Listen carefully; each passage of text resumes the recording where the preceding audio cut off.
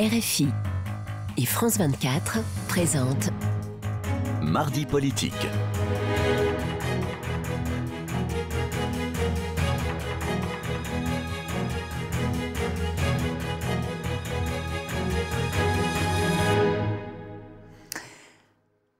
Retour dans Mardi politique avec Frédéric Rivière. Notre deuxième invité est Geoffroy Didier. Bonsoir. Bonsoir. Merci d'être là. Nous sommes ravis. Vous êtes député européen, secrétaire général délégué chez les Républicains, des Républicains. Donc, petite question avant de rentrer dans le dur des sujets. Le président Emmanuel Macron est allé rendre visite à Clairefontaine, voir les Bleus pour soutenir l'équipe de France de foot. Il leur a dit cohésion, unité, confiance. Un président coach, c'est bien, avec une certaine injonction à gagner. Est-ce que c'est... Voilà. Tous les présidents de la République sont allés voir les Bleus avant la victoire. Mais on se souvient que Chirac... Ça ou avant la défaite. Ou avant la défaite. Mais on se souvient qu'une équipe qui gagne en 98, ça avait porté Chirac à un sommet de popularité inégalé. Donc c'est important. En tout cas, Emmanuel Macron est dans son rôle en allant encourager, au nom de la France, au nom de la cohésion de la nation, au nom de notre envie, évidemment, de victoire collective et commune, les Bleus. Il l'a fait, il l'a bien fait, et je ne peux que... Ni le féliciter, ni le blâmer. Non, bien entendu, Il a fait son parce qu'en réalité, la question fondamentale pour la France n'est pas là. En revanche, on a tous envie, évidemment, que l'équipe des Bleus gagne en Russie et le plus de matchs possible. Une victoire qu'on a vue en 98, une victoire de l'équipe de France. Est-ce que ça a aussi un terreau pour la nation, quelque chose de politique aussi, oui, qui redonne du moral aux Français? Est-ce qu'on a le sentiment... que Macron leur fait comprendre, ils le savent très bien, mais ça donne quoi, un supplément de réussite à un pays, à une nation, ça la galvanise? Bien sûr, je crois que l'équipe de France n'a vraiment pas besoin des recommandations, aussi sympathiques soient-elles, d'Emmanuel Macron, pour connaître ce qu'est le sens de l'équipe, la discipline collective et l'esprit de compétition. En revanche, l'entendre dire une nouvelle fois et être encouragé au nom de la nation par le président de la République, ça ne peut être évidemment qu'une bonne chose. Mais compte tenu de ce que certains appellent la baraka d'Emmanuel Macron, est-ce que vous ne vous dites pas, mais il ne manquerait plus que maintenant l'équipe de France gagne la Coupe du Monde, et là, ça serait complet. La popularité d'Emmanuel Macron exploserait, et ça serait encore plus embêtant pour nous. Je vais vous surprendre, mais parce que je mets mon pays au-dessus de tout, moi aussi je souhaite que le président de la République réussisse. Je souhaite qu'il accomplisse le plus de réformes structurelles possibles et que notre pays aille beaucoup mieux que ce fut le cas par le passé. En revanche, je pense que malheureusement, sur bien des aspects, le président de la République ne va pas dans le bon sens. Et je crois qu'il faut vraiment que nous ayons une nouvelle conception de l'opposition au regard de ce qui s'est passé l'année dernière. C'est-à-dire qu'aujourd'hui, les Républicains aspirent à être un contre-pouvoir, parce que dans une démocratie, il est nécessaire d'avoir des contre-pouvoirs et parce que je ne souhaite pas que l'extrémisme ait le monopole de l'opposition. Ça veut dire quoi concrètement?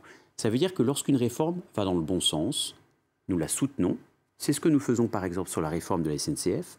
Et non seulement nous la soutenons aujourd'hui, mais il faut dire aux Français que nous la préserverons demain. Y compris et que contrairement à ce qui s'est passé par le cas... Parce que vos sympathisants, la reprise de la dette, ça leur plaît moyen. Je veux vous faire comprendre la philosophie d'action qui nous anime désormais. La nouvelle droite, elle s'adresse aux Français en leur disant tout ce qu'Emmanuel Macron fait de bien aujourd'hui, nous le préserverons demain. En revanche, tout ce qu'il ne sait pas faire, tout ce qu'il n'est pas décidé à faire, nous le ferons. Et si Emmanuel Macron a, au fond, augmenté les normes de qualité en politique, nous a obligés à être beaucoup plus exigeants pour l'avenir, tant mieux. Mais nous ne serons pas une opposition systématique, nous ne céderons pas à l'obstruction, et tout ce qu'il fait de bien, nous l'encouragerons mais comment vous donneriez quitus et nous le garderons demain. Geoffroy Didier, les bons points et les mauvais points, alors que la réforme de la retraite, pas la réforme des retraites, il va la faire aussi, mais la réforme de la SNCF, vous ne l'avez pas faite. Non, donc en quoi seriez-vous crédible pour distribuer les bons et les mauvais points? Mais ce n'est pas une distribution de points. C'est précisément parce que nous ne l'avons pas fait et que nous devons être cohérents avec nous-mêmes parce que nous aurions souhaité le faire, que si Emmanuel Macron le fait, nous devons le soutenir et même s'engager devant les Français à préserver cette réforme. Pourquoi je vous dis ça? Parce qu'au fond, juste pour terminer là-dessus, parce que c'est très important quand même sur la conception que nous avons de l'opposition. Au fond, ce qui m'anime, ce qui fait que j'ai décidé de m'engager au sein des Républicains à refonder la droite autour de Laurent Wauquiez, c'est pas d'être dans l'opposition systématique et d'être dans l'anti-Macron. c'est de préparer dès maintenant, et c'est d'ailleurs le rôle de ma génération, l'après-Macron. Parce qu'il y aura nécessairement un après-Macron. Et les Français s'interrogent en se disant, mais est-ce que ce que Macron fait de bien aujourd'hui, ils le garderont, dans 5 ans ou dans 10 ans? ils le feront, on verra bien, mais est-ce qu'ils le garderont ou est-ce qu'ils le déferont comme toutes les oppositions ont finalement, une fois au pouvoir, défait ce qui avait été fait par les prédécesseurs? Mais Geoffroy Didier, est-ce que vous nous présentez là au fond comme une espèce de révolution, comme un nouveau concept extraordinaire, c'est-à-dire une opposition qui soutient ceux avec quoi elle est d'accord et qui combat ceux contre quoi elle est? En fait, c'est juste une attitude intelligente. Donc au fond, vous nous dites que l'opposition a toujours été stupide, droite comprise. En tout cas, je pense que la droite n'a pas perdu par hasard. Elle n'a pas perdu par hasard en 2012 et elle n'a pas reconquis les cœurs en 2017 non plus par hasard. Aussi parce que nous avons été trop durs dans le projet incarné par François Fillon, trop excluant, trop négatif. Et s'il y a une leçon que je tire de l'élection d'Emmanuel Macron, certes, il n'a pas dit grand-chose pendant la campagne présidentielle. Ce qui fait d'ailleurs que quand il dit « je fais ce que je dis », pardon, mais il n'a tellement rien dit que le fait de dire « je fais ce que je dis » n'est pas signifiant. En revanche, il l'a bien dit, parce qu'il a été positif, il a été optimiste, il a été enthousiaste. Et je crois aussi qu'à l'avenir, la droite devra être très offensive sur ses valeurs, ne rien lâcher, mais aussi être beaucoup plus positive et beaucoup plus enthousiaste à l'égard de nos concitoyens. Alors aujourd'hui, vous lancez... hier, vous avez fait une conférence de presse et vous lancez le printemps des Républicains. Vous êtes un peu en retard, hein, c'était le 21 mars le printemps. Mais bon, bientôt l'été, les derniers jours du printemps. Voilà. Donc pour dire tout le mal que vous pensez de l'action d'Emmanuel Macron, il y a le titre de votre dossier, c'est il est écrit le président Macron ne comprend pas son pays. En quoi il ne le comprend pas? En fait, le premier titre, surtout, qui a manifestement suscité quelques controverses médiatiques, c'est « Pour que la France reste la France ». Mais en 1950, lorsque le général de Gaulle adresse ses vœux au RPF, il dit précisément la même chose. Lorsque François Mitterrand s'adresse aux Français en 1984, il dit « Il faut que la France reste la France ». Lorsque Nicolas Sarkozy fait un meeting lors de la primaire de 2016, il développe une anaphore autour du thème « Il faut que la France reste la France ». Oui, donc vous êtes en train de nous dire que vous n'êtes pas très original. Hein. Non, ce que je veux vous dire, c'est que justement, ça fait des années et des années que nos responsables politiques parlent de ce que beaucoup de Français subissent, c'est-à-dire une explosion de la délinquance, 700 cambriolages par jour dans notre pays, 600 agressions physiques, c'est-à-dire le développement d'un communautarisme qui provoque aujourd'hui un sentiment très partagé de dépossession culturelle. Et les Français... C'est pas la faute de Macron. Je ne dis pas que c'est la faute de Macron, je dis que c'est le résultat d'une succession d'abandons et de petites lâchetés qui font que, par le passé, beaucoup de politiques en ont parlé et très peu ont agi. Et c'est précisément ce que nous voulons faire, c'est qu'aujourd'hui, nous voulons agir. Prenons un exemple concret pour ceux qui nous regardent et ceux qui nous écoutent. La loi d'interdiction du port de la burqa dans l'espace public, votée à l'initiative de la droite en 2010. Cette loi n'est pas appliquée sur le terrain.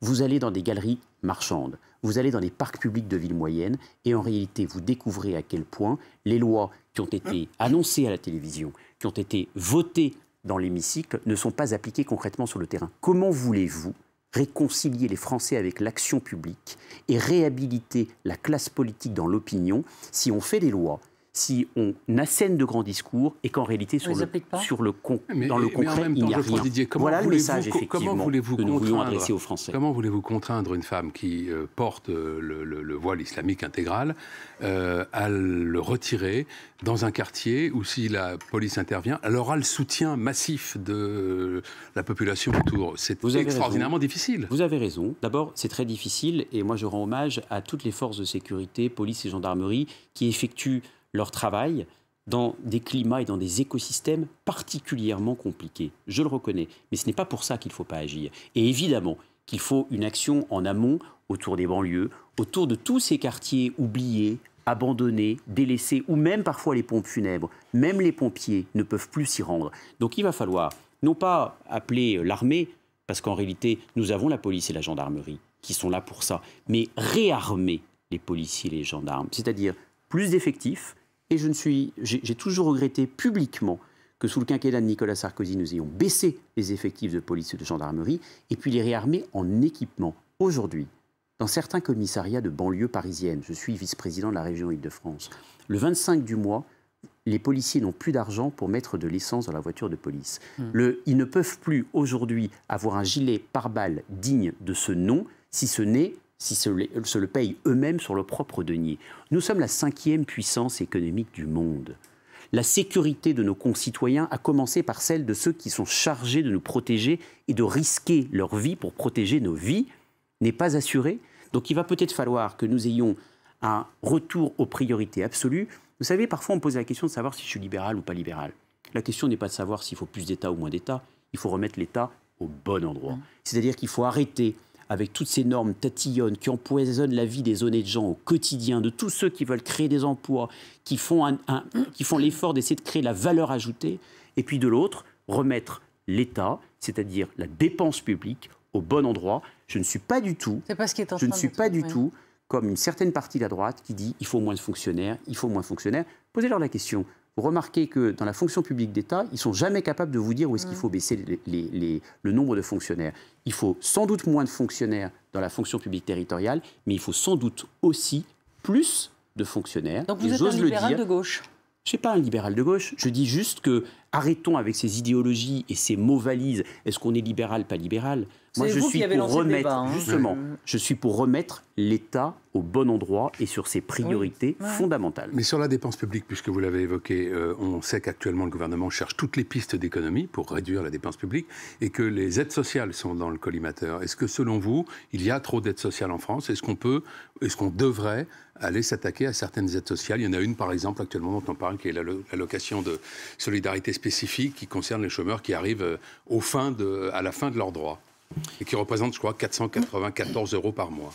Je suis favorable à ce que nous préservions les aides pour ceux qui sont les plus exposés aux crises et les plus fragiles, c'est-à-dire les personnes handicapées, avec l'allocation adulte handicapé, et le minimum vieillesse pour les personnes âgées. Ça va être le cas. Pour le reste, je pense que nous devons, et je ne suis pas le seul à droite évidemment à le demander, que nous simplifions les règles aujourd'hui des aides sociales et surtout que nous ayons, si possible, à terme, une allocation sociale unique avec une règle d'or. C'est que le travail paye toujours plus que l'inactivité. Ça veut dire quoi ? Ça veut dire que cette allocation sociale unique doit être plafonnée à 75% du SMIC. Parce que lorsque vous gagnez le SMIC, vous avez des coûts connexes qui sont tels que le reste à vivre est parfois inférieur à celui qui gagne un certain nombre d'allocations. Ce n'est pas possible. Pourquoi ? Parce que ça décourage l'activité. Et je me demande si le gouvernement n'est pas en train de prendre le problème à l'envers en voulant s'en prendre à la prime d'activité. S'il y a une prime qu'il faut précisément préserver parce qu'elle l'aide à encourager à l'emploi, c'est la prime d'activité.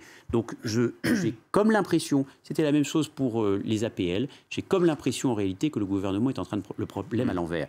Donc oui, à une plus grande simplicité et à une plus grande lisibilité sur les aides sociales, mais oui surtout, contrairement à ce que semble dire le gouvernement, à la préservation de la prime d'activité, qui est aussi une prime, si elle est bien utilisée, d'encouragement à l'emploi. Geoffroy Didier, la mère des réformes, ça va être aussi celle des retraites, une retraite à points, donc la fin des régimes spéciaux. Depuis des décennies, les gouvernements s'y attaquent, mais partiellement, et bien évidemment, 95 reste le moment de l'échec le plus total là-dessus. Est-ce qu'il faut mettre tout le monde sur un pied d'égalité ?